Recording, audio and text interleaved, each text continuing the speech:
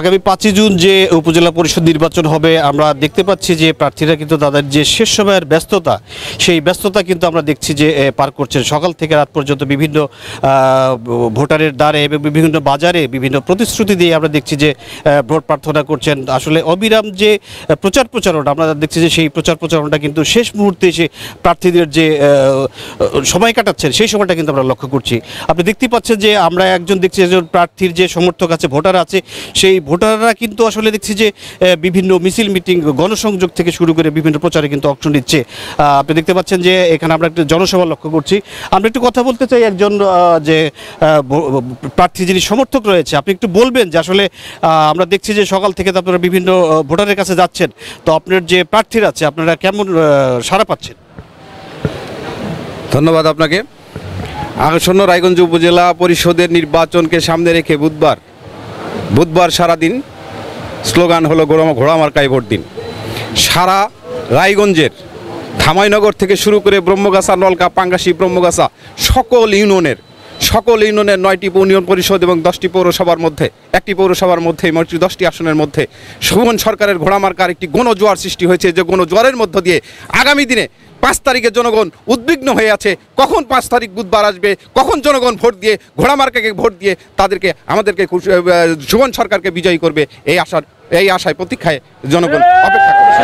যে আসলে একজন যে সমর্থক রয়েছে তার যে প্রতিক্রিয়া সেটা কিন্তু ব্যক্ত করছিলেন। আমরা আরেকজন সমর্থক আছে, আপনি একটু বলবেন যে আমরা দেখছি যে আপনারা কিন্তু প্রার্থীর সাথে যে বিভিন্ন জায়গায় গণসংযোগ চালিয়েছেন, আসলে কেমন সাড়া পাচ্ছেন? ধন্যবাদ। আসলে আমরা বেশ কয়েকদিন ধরে আমাদের যে প্রার্থী গোলাম হোসেন শোভন সরকার, তার পক্ষে মাঠে নামার পর যেটি দেখতে পাচ্ছি, পুরা নলকা ইউনিয়ন থেকে শুরু করে উপজেলার প্রত্যেকটি জায়গায় শোভন সরকারের পক্ষে গণজোয়ার সৃষ্টি হয়েছে। এই গণজোয়ার এমনি সৃষ্টি হয় নাই, তিনি বিগত 10 বছর থেকে সাধারণ জনগণের পাশে থেকে বিভিন্ন উন্নয়নমূলক কর্মকাণ্ড তিনি তার নিজ তহবিল থেকে সম্পন্ন করেছেন। যে কারণে দলমত নির্বিশেষে সকলেই শোভন সরকারের পক্ষে ঐক্যবদ্ধ হয়ে আগামী 5 জুন ঘোড়া মার্কাকে বিজয়ী করে ঘরে ফিরবে এই প্রতিজ্ঞাবদ্ধ হয়ে সকলেই মাঠে আছে। আমরা সাড়া পাচ্ছি। আপনার প্রার্থী জয়ের বিষয়ে কতটুকু আশাবাদী? আমরা ইনশাল্লাহ শতভাগ আশাবাদী ইনশাল্লাহ। আপনি শুনছিলেন যে আমরা দেখছি যে আসলে এভাবেই কিন্তু সমর্থক যারা আছেন, ভোটার যারা আছেন, তার পছন্দের প্রার্থীর পক্ষে কিন্তু তারা বলছিলেন। আমরা একটু কথা বলতে চাই যিনি রায়গঞ্জ উপজেলা পরিষদের ঘোড়া মার্কার প্রতীক নিয়ে প্রতিদ্বন্দ্বিতা করছেন, যে শোভন সরকার। আপনি একটু বলবেন যে আমরা দেখছি যে শেষ মুহূর্তের কিন্তু যে প্রচারণা, সেই প্রচারণা আমরা লক্ষ্য করছি। আপনার পিছনে বেশ কিছু সমর্থক ও ভোটার রয়েছে, আসলে শেষ মুহূর্তে এসে আপনি কেমন সাড়া পাচ্ছেন? ধন্যবাদ। এশিয়ান টেলিভিশনের মধ্যে দিয়ে আমি আমার রায়গঞ্জ উপজেলাবাসীকে সালাম জানাচ্ছি। আসসালামু আলাইকুম। হিন্দু ভাইদের আদাব, অন্যান্য জাতির প্রতি আন্তরিক অভিনন্দন জানিয়ে বলতে চাই, ইতিমধ্যে এই রায়গঞ্জ উপজেলার 9টি ইউনিয়ন এবং একটি পৌরসভায় ইতিমধ্যে প্রত্যেকটি ওয়ার্ড, পাড়ায়, মহল্লায় ইনশাল্লাহ এই আমার ঘোড়া মার্কা প্রতীকে বিজয়ী করার লক্ষ্যে সকলে স্বতঃস্ফূর্তভাবে সকলে একযোগে কাজ করছে। ইনশাল্লাহ সকলে মধ্যে একটা সাড়া জেগেছে। ইনশাল্লাহ সকলেই আগামী বুধবার 5 তারিখে ঘোড়া মার্কা প্রতীকে বিজয়ী করার লক্ষ্যে সকলে একযোগে কাজ করছে। আপনি জয়ের বিষয়ে কতটুকু আশাবাদী?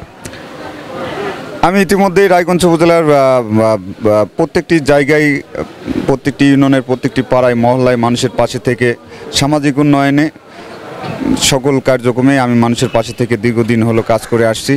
আমি সাবেক ছাত্র নেতা ছিলাম, পাশাপাশি বিভিন্ন সংগঠনের নেতৃত্ব দিয়ে আসছি। সামাজিক উন্নয়নে মানুষের পাশে থেকে কাজ করেছি। আমি আশাবাদী, জয়ের ব্যাপারে শতভাগ আশাবাদী। ইনশাল্লাহ বুধবারে ঘোড়া মার্কা প্রতীকে সকলে ভোট দিবে, সেই ভোট দিয়ে আমাকে জয়যুক্ত করবে। ইনশাল্লাহ আমি শতভাগ আশাবাদী। বলছিলাম যে যিনি প্রার্থী রয়েছেন তো উনি এভাবেই তার যে অভিব্যক্তি সেটা কিন্তু উনি ব্যক্ত করছিলেন। তারপরে আমরা দেখছি যে প্রচারণার শেষ মুহূর্তে যে প্রার্থীদের যে ব্যস্ত সময় সেটা কিন্তু পার করছেন।